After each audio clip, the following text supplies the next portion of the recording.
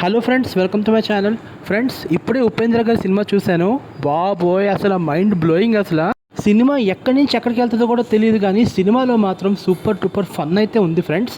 And ఈ సినిమాలో వచ్చేసరికి హీరోయిన్ ఎందుకు ఉంటుందో తెలియదు, కానీ చావడానికి మాత్రం ఖచ్చితంగా ఉంటుంది. అది మాత్రం క్లియర్గా చెప్పగలను.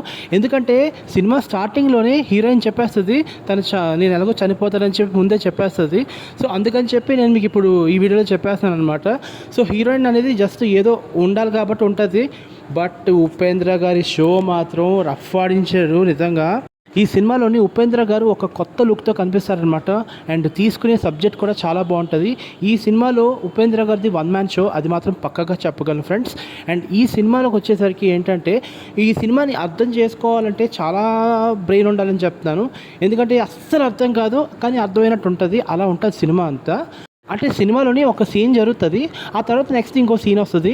ఈ సీను ఆ సీను కలిపి ఇంకెక్కడో మిక్స్ చేస్తాడనమాట. అలా ఉంటుంది. అంటే బుర్ర పిచ్చెక్కిపోతుంది సినిమా చూసినంతసేపును.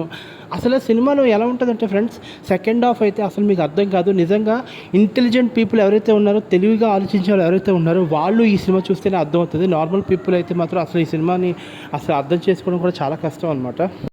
ఆఫ్ కోర్స్ నేను ఇంటెలిజెంట్ పర్సన్ కాబట్టి, నాకు కొంచెం తెలివితేటలు ఎక్కువ కాబట్టి ఈ సినిమా చూస్తున్నాను. ఎందుకంటే నాకు ఖచ్చితంగా ఈ సినిమా అర్థమవుతుంది కాబట్టి ఈ సినిమా చూశాను.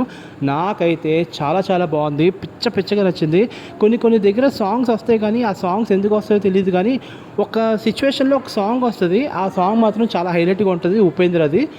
అసలు హైలైట్. అసలు ఈ సినిమాలోని 2040లో ఎలా ఉంటారో జనాలు అది చూపించాడు.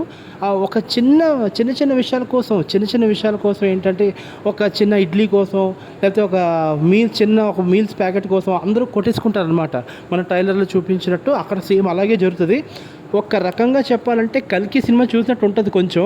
అంటే కల్కి కొంచెం మిక్స్ అయినట్టు ఉంటుంది. అక్కడ కూడా అంతే కదా, కల్కి మూవీలో కూడా అంతే కదా. ఒక చిన్న అట్టిపండు కోసం, లేదా ఒక చిన్న దానికోసం అందరూ 100 మంది మొత్తం గుంపులు కొట్టేసుకుంటారు. అదేది జరుగుతుంది. బట్ రియాలిటీ ఏంటనేది చూపిస్తారు. నిజాలు అంటే లైఫ్లో కొన్ని నిజాలు చెప్తాడనమాట.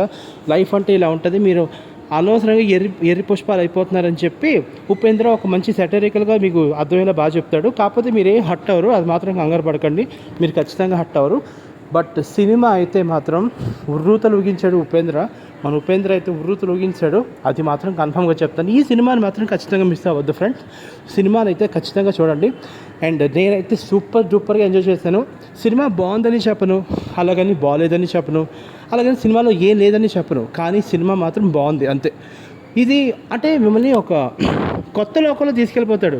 ఇది ఒక అవతార్ లోకం ఎలా అయితే ఉంటుందో, ఒక అవతార్ లాగా ఒక లోకం ఎలా ఉంటుందో, ఇది కూడా ఏంటంటే మీ సినిమా చూసినప్పుడు ఒక 5D లోకంలో తీసుకెళ్ళిపోతాడు. వేరే లోకం అనమాట. ఇంకా భూప్రపంచానికి దూరంగా మీరు పారిపోతారు. అలా ఉంటుంది సినిమా. బట్ చూడాల్సిన సినిమా, నేనే చెప్తున్నాను కదా, ఖచ్చితంగా చూడండి. సినిమా అయితే యూ విల్ రియల్లీ చాలా ఎంజాయ్ చేస్తారు. అండ్ డైరెక్షన్ మాత్రం సూపర్. అసలు డైరెక్షన్ వేస్తే సూపర్. అసలు ఎలాంటి కాన్సెప్ట్ ఎంచుకున్నారంటే, మీకు తెలిసిందే కదా, ఉపేంద్ర తీసుకునే కాన్సెప్ట్స్ అన్నీ ఇలాగే ఉంటాయి. కొత్త రకంగా ఉంటాయి, కొత్తగా ఉంటాయి. ఆయన పాత మూవీస్ కూడా మీరు చూసుంటారు కదా, అలా ఉంటుంది సినిమా కూడా. సో నాకైతే చాలా బాగా నచ్చింది ఫ్రెండ్స్. ఏం యాక్ట్ చేశాడు, అసలు చాలా బాగా యాక్ట్ చేశాడు ఉపేంద్ర మాత్రం. హీరోయిన్ మాత్రం ఏదో పేరుకు ఉంటుంది, కానీ పెద్దగా ఉండదు సినిమా మాత్రం. అదే సినిమాలో హీరోయిన్ రోల్ పెద్దగా ఉంటుంది, కానీ బట్ అల్టిమేట్ మూవీ, కొత్త రకం స్టోరీ అనమాట. That much I can see. అది మాత్రం నేను చెప్పగలను ఫ్రెండ్స్, అంతే. ఇంకా సినిమా గురించి ఎంత చెప్పినా తక్కువే. ఈ సినిమాలోని ఒక మెసేజ్ ఉంటుంది. ఆ మెసేజ్ ఏంటంటే, ఒక మంచివాడు ఎంత చెప్పినా మీకు బొరికెక్కదు, కానీ ఒక మూర్ఖుడు ఎలాంటివాడైనా సరే వాడినే మంచోడని పిలుస్తారనమాట. ఒక చిన్న మంచి పని చేసిన మూర్ఖుడినే మంచోడుగా ఇచ్చేస్తారనమాట. ఈ సినిమా సారాంశాలు చాలా ఉంటాయి, జీవిత సత్యాలు చాలా ఉంటాయి. సో యుఐ మూవీ అనేది ఖచ్చితంగా చూడాల్సిన సినిమా. ఒక different genre, different concept and different acting by Upendra.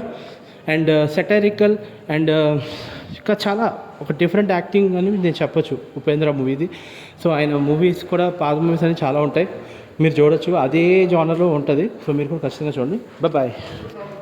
ఈ సినిమాలోని ఒక మెసేజ్ ఉంటుంది. ఆ మెసేజ్ ఏంటంటే, ఒక మంచివాడు ఎంత చెప్పినా మీకు బొరికెక్కదు, కానీ ఒక మూర్ఖుడు ఎలాంటోడైనా సరే వాడినే మంచోడని పిలుస్తారనమాట. ఆడ ఒక చిన్న మంచి పని చేసిన మూర్ఖుడినే మంచోడుగా ఇచ్చేస్తారనమాట. ఈ సినిమా సారాంశాలు చాలా ఉంటాయి, జీవిత సత్యాలు చాలా ఉంటాయి. సో యుఐ మూవీ అనేది ఖచ్చితంగా చూడాల్సిన సినిమా.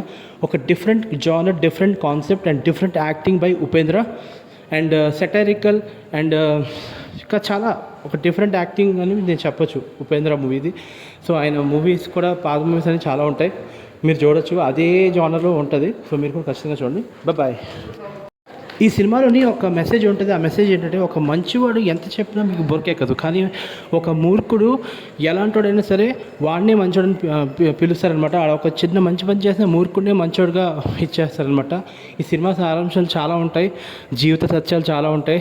సో యుఐ మూవీ అనేది ఖచ్చితంగా చూడాల్సిన సినిమా. ఒక different genre, different concept and different acting by Upendra and satirical and ఇంకా చాలా ఒక డిఫరెంట్ యాక్టింగ్ అని నేను చెప్పొచ్చు ఉపేంద్ర మూవీది. సో ఆయన మూవీస్ కూడా పాత మూవీస్ అనేవి చాలా ఉంటాయి, మీరు చూడొచ్చు, అదే జానర్లో ఉంటుంది. సో మీరు కూడా ఖచ్చితంగా చూడండి. బాయ్.